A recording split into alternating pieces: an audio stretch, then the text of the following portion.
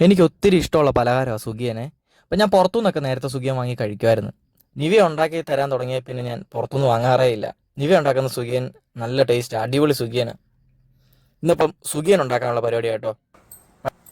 പയറ് പുഴുങ്ങി വെച്ചത് നമ്മൾ ശർക്കര ഉരുക്കിയതിനകത്തേക്ക് ഇട്ട് കേട്ടോ. അത് നല്ലോണം ഇളക്കി എടുക്കുക. അത് ആ ശർക്കര ഫുള്ള് ആ പയറയിൽ പിടിക്കുന്ന രീതിയിൽ ഇളക്കി എടുക്കണം. അത് വെച്ചാൽ നമുക്ക് ഉണ്ടയാക്കി എടുക്കാനുള്ളതാണ്.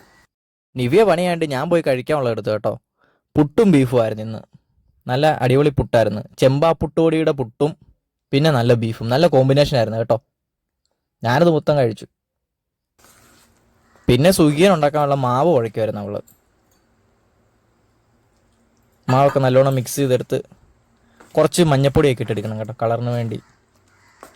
പിന്നെ നമ്മൾ ആ ഉരുട്ടി വെച്ചേക്കുന്ന പയറ് എല്ലാം നല്ല രീതിയിൽ മാവിനകത്ത് മുക്കിയെടുക്കണം. എന്നിട്ട് നേരെ എണ്ണയ്ക്കകത്തിടുക.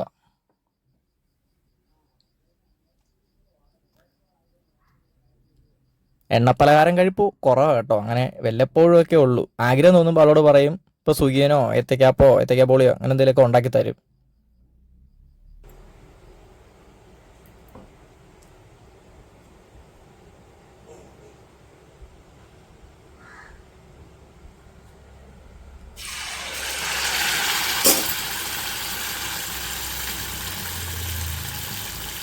ഇതുപോലത്തെ പലഹാരങ്ങളൊക്കെ മാക്സിമം നമ്മൾ വീട്ടിൽ തന്നെ ഉണ്ടാക്കി കഴിക്കാൻ നോക്കണേ. അതായിരിക്കും നല്ലത്. ഞാൻ ഇങ്ങനത്തെ എണ്ണക്കടികളൊക്കെ അങ്ങനെ പുറത്തുനിന്ന് വാങ്ങുന്നത് നിർത്തി കേട്ടോ. ഇപ്പം അങ്ങനെ അധികം വാങ്ങാറില്ല, വളരെ ചുരുക്കമാണ്. പിന്നെ ഞാനും ഉണ്ടാക്കും, ഏത്തക്കാപ്പൊക്കെ ഉണ്ടാക്കുകയൊക്കെ ചെയ്യും. സുഖിയനെ ഉണ്ടാക്കാൻ അങ്ങനെ നോക്കിയിട്ടില്ല ഇതുവരെ.